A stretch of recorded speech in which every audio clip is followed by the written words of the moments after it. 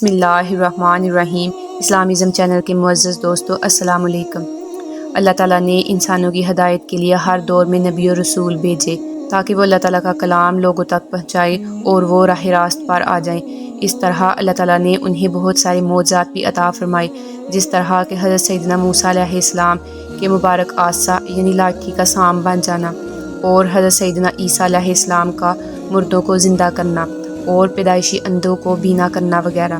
کیونکہ رسول کریم صلی اللہ علیہ وآلہ وسلم تمام انبیاء کے سردار ہیں، تو اس طرح رسول اللہ صلی اللہ علیہ وآلہ وسلم کو ایسے معجزات عطا فرمائے گئے جو پہلے کسی نبی کو نہیں عطا فرمائے گئے تھے۔ یوں تو آپ صلی اللہ علیہ وآلہ وسلم کی ساری زندگی ہی معجزات سے بری ہے، لیکن میراج کا معجزہ ایسا ہے جسے 21ویں صدی کے سائنس آج تسلیم کر رہی ہے۔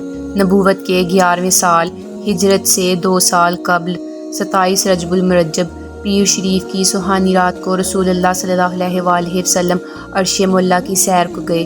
اس دن آپ صلی اللہ علیہ وآلہ وسلم نماز عشاء ادا کرنے کے بعد اپنی چچا بہن حضرت ام ہانی کے گھر آرام فرما رہے تھے کہ دولت خانہ اقدس کی مبارک چھت کھلی۔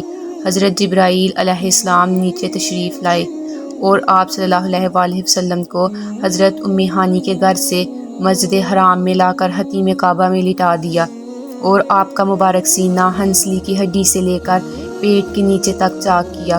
پھر ایمان و حکمت سے برا سونے کا ایک تشت لایا گیا۔ حضرت جبرائیل نے پیارے آقا صلی اللہ علیہ وآلہ وسلم کے قلب اطہر کو آب زمزم سے غسل دیا اور پھر ایمان و حکمت سے بھر کر واپس اس جگہ رکھ دیا۔ اس کے بعد آپ صلی اللہ علیہ وآلہ وسلم کی بارگاہ اقدس میں سواری کے لیے گدھے سے بڑا اور خچر سے چھوٹا ایک سفید جانور حاضر کیا گیا جسے براق کہا جاتا ہے۔ براق برق سے نکلا ہے۔ برق چمک کو کہتے ہیں۔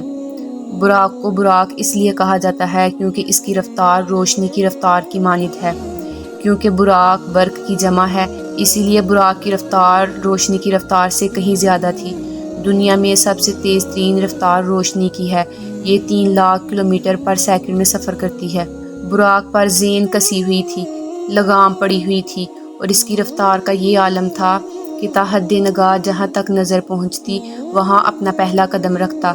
بلندی پر چڑھتے ہوئے اس کے ہاتھ چھوٹے اور پاؤں لمبے ہو جاتے، اور نیچے اترتے ہوئے ہاتھ لمبے اور پاؤں چھوٹے ہو جاتے، جس کی وجہ سے دونوں صورتوں میں اس کی پیٹھ برابر رہتی اور سوار کو کسی قسم کی مشقت کا سامنا نہ ہوتا۔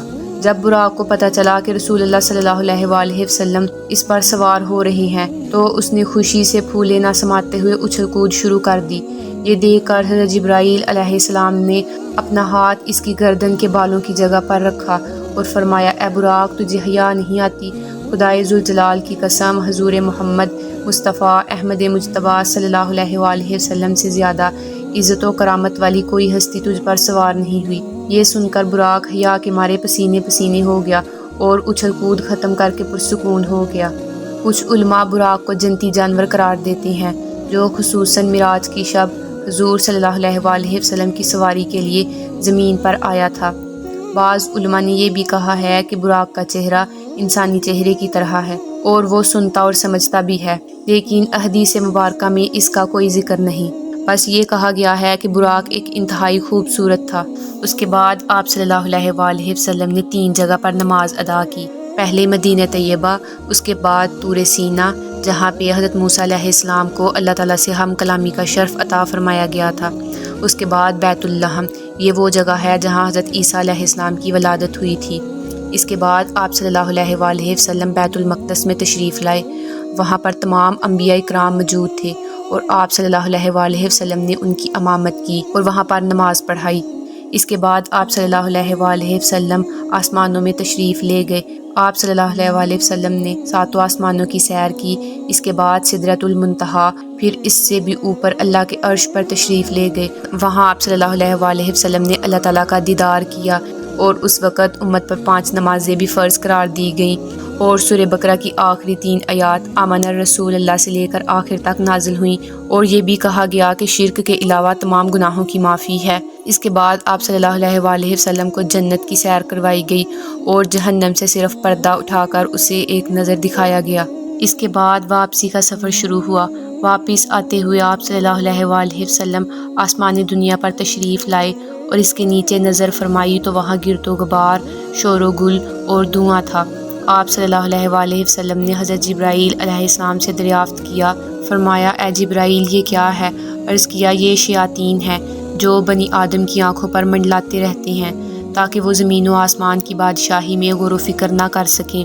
اگر یہ گرد و غبار وغیرہ نہ ہوتا تو لوگ کائنات کے عجائبات دیکھتے۔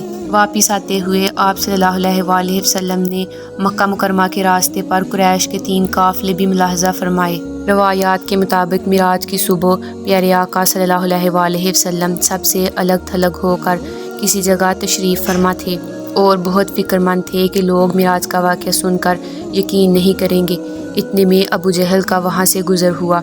جب اس نے آپ صلی اللہ علیہ وآلہ وسلم کو سب سے الگ تھلگ اور فکر مندی کی حالت میں دیکھا تو پاس آ کر بیٹھ گیا اور معاذ اللہ مذاق اڑاتے ہوئے کہنے لگا، کیا کوئی نئی بات ہو گئی ہے؟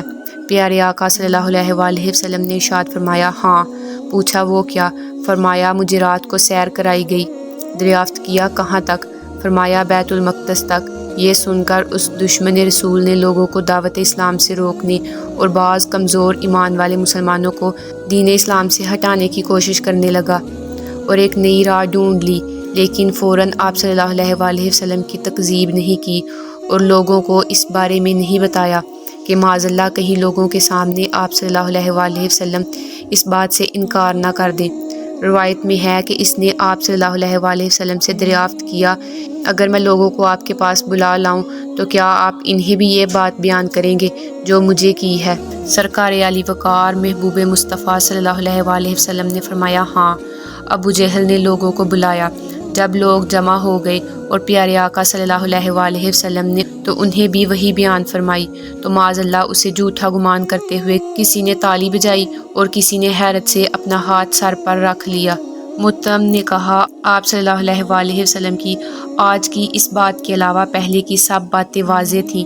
میں گواہی دیتا ہوں کہ معاذ اللہ آپ جھوٹے ہیں، کیونکہ ہم بیت المقدس کی طرف آتے جاتے ایک مہینہ سفر کرتے ہیں، جبکہ آپ کا خیال ہے کہ آپ راتوں رات وہاں سے ہو بھی آئے۔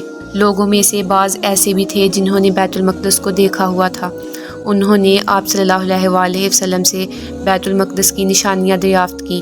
مکہ مدینے کے تاجدار دو عالم صلی اللہ علیہ وآلہ وسلم اس کی نشانیاں بیان فرمانے لگے، حتیٰ کہ بعض باتوں میں آپ کو شبہ ہوا تو بیت المقدس کو آپ کے سامنے لا کر دار عقیل کے پاس رکھ دیا گیا اور آپ صلی اللہ علیہ وآلہ وسلم نے اس کی طرف دیکھتے ہوئے تمام نشانیاں بیان فرما دیں۔